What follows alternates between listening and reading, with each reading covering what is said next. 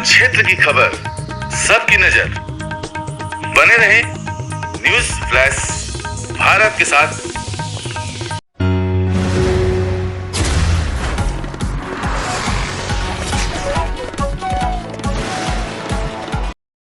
आज housing colony Congress के कार्यालय में मौजूद हैं। यहाँ पे प्रेस कॉन्फ्रेंस रखा गया है। आइए चलते हैं प्रेस कॉन्फ्रेंस में, क्या बातें होंगी, क्या सवाल होगा, क्या जवाब होगा, देखते हैं लाइव। Thank you. आपका बहुत आभार, धन्यवाद। आज कोई विशेष बातों को लेकर हम नहीं आए हैं। पूरे देश में लोकतंत्र का महापर्व, महाकुंभ चल रहा है। धनबाद भी इस देश का हिस्सा है। लोकसभा के चुनाव यहाँ भी होने हैं। मैं ये आज आप लोगों के माध्यम से यह कहने आया हूँ और धनबाद के मतदाताओं को कहने आया हूँ कि भारतीय जनता पार्टी को हराना, नरेंद्र मोदी को हटाना, यह दूसरी बात है। पहली बात यह है कि पिछले 10 वर्षों में नरेंद्र मोदी की सरकार ने इस देश की लोकतांत्रिक व्यवस्था का जिस तरह से गला घोटने का काम किया है, जिस तरह से संविधान को बदलने का प्रयास किया है, यह देश के लिए बहुत ही घातक बात है। और देश को बचाने के लिए ये सरकार को बदलना बहुत ज़रूरी है। और ये देश नहीं है, हम धनबाद में बैठे हैं, हम देश की बात बाद में करेंगे। धनबाद को भी बचाने की आवश्यकता है।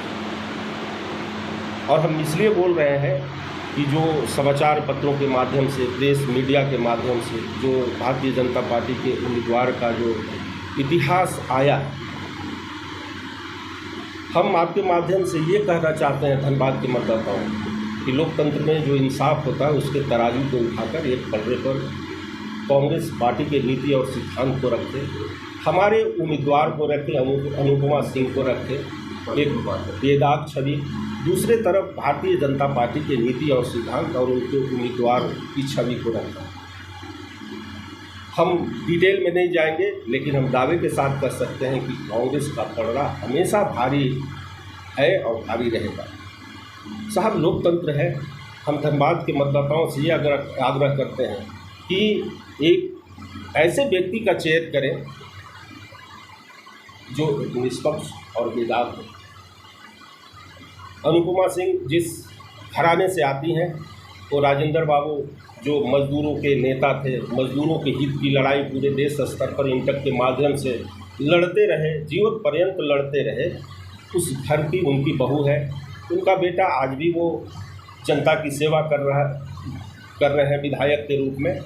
तो निश्चित रूप से एक विशुद्ध राजनीतिक घराना है और राजनीतिक घराने की सोच वो बराबर जनता के हित में होती है, किसान मजदूरों के हित में रहती है, बराबर उन लोगों के हित में लड़ने की बात सोचता है वो वैसे लोग, वैसे नेता। तो अनुपमा सिंह उस तरह की उम्मीदवार कि अगर वो जीतेगी तो निश्चित रूप से इस क्षेत्र के धनबाद को आगे बढ़ाने के लिए, धनबाद के को विकास के रास्ते पर लाने के लिए, विकास दिखाने के लिए बनेगी। और बाकी लोग जिनकी छवि वैसी होती है, वो अपनी छवि के अनुसार ये कहा जा सकता है कि वो सिर्फ और सिर्फ अपने लिए लड़ते हैं, अपने लिए चुनाव लड़ते हैं, अपने को मजबूत करने के लिए लड़ते हैं। और पिछले 10 वर्षों में ये नहीं कहेंगे कि नरेंद्र मोदी जी क्या किए नहीं किए, देश की जनता देख रही है। और यही कारण है कि वो आमदा है 2024 में कि any how any cost Bharatiya Janata party को अपदस्थ करना है, सत्ता से हटाना है और नरेंद्र मोदी को हटाना है। ये जनता का डिमांड है या आपका? ये जनता, पूरे देश में आप चले जाइए, कहीं कोई लहर नहीं है। नरेंद्र मोदी जी के पसीने छूट रहे हैं जनसभा में। कोई अब जुमला का कोई शब्द उनके पास नहीं पहुंचा। सारे 10 वर्षों में वो अपना जुमला फेंक चुके किया है, ठीक है, पब्लिक स्टेटमेंट किया ओपनली। उसमें से 10 में से 8 पब्लिक का जो है, हम एक एवरेज बता रहे हैं, रेशियो बता रहे हैं, 10 में से 8 पब्लिक जो है बीजेपी को वोट दे रही है। उसमें से एक जो है जो जीतेगा उसको हम देंगे, और एक हमको मिला जो कांग्रेस के लिए बोला था कि हम डायरेक्ट हम कांग्रेस को देंगे। अब आप बताइए। मैं आपके सर्वे मोदी के दोषारोपण कीजिए कोई, मैं आपके सर्वे पे कोई सवाल नहीं खड़ा करना चाहता जी।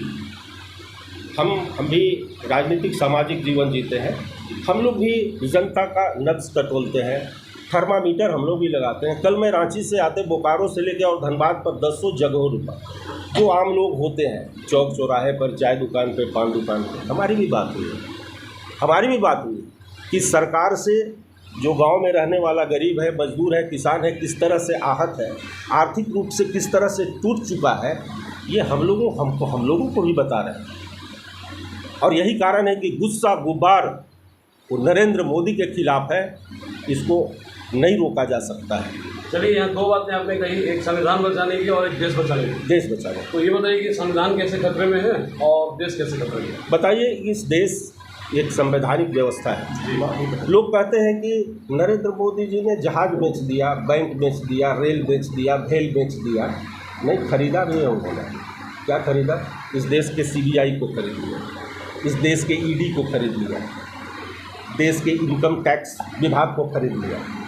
और संविधान बचाने की इसलिए बात कर रहे हैं कि ये संस्थाएं अगर कांग्रेस पार्टी ने बनाई थी तो देश के अंदर बेईमानी को रोकने के लिए, देश में उन गुनाहगारों को सज़ा दिलाने के लिए यह संस्था निष्पक्ष संस्था थी।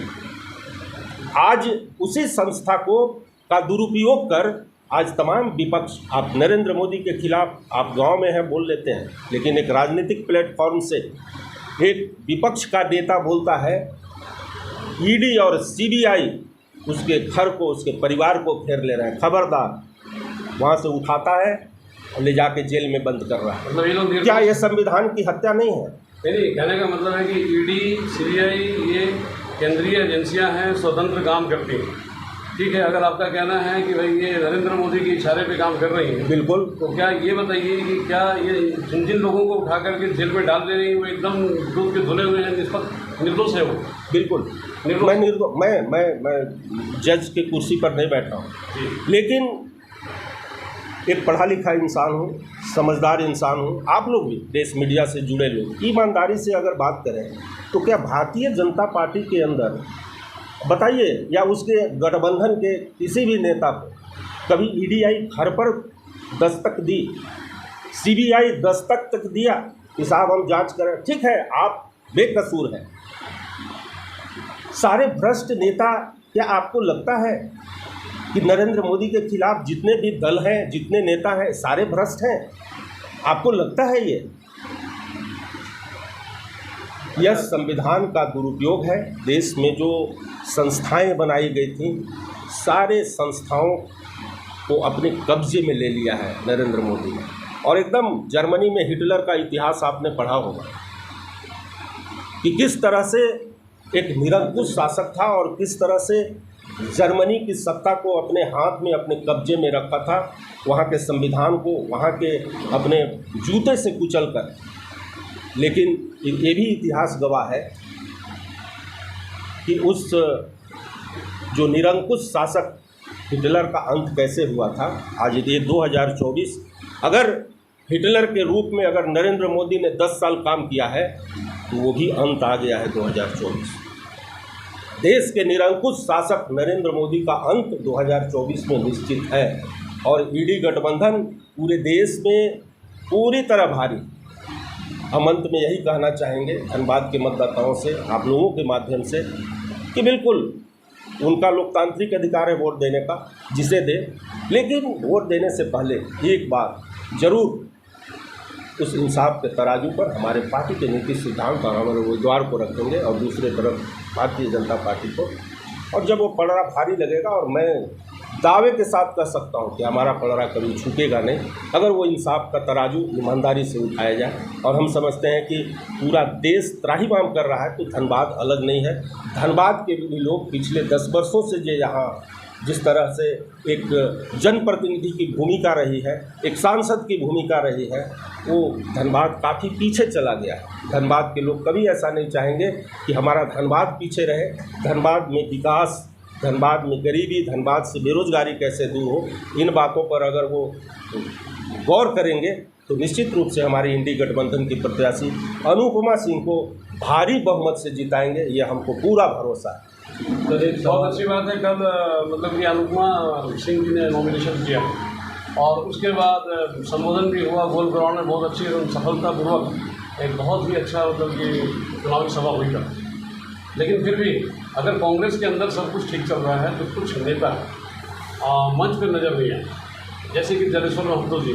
देखिए, ये चुनावी जनसभा में 100 का 100 पूरे राज्य में चुनाव हो रहा है, पूरे देश में चुनाव हो रहा है।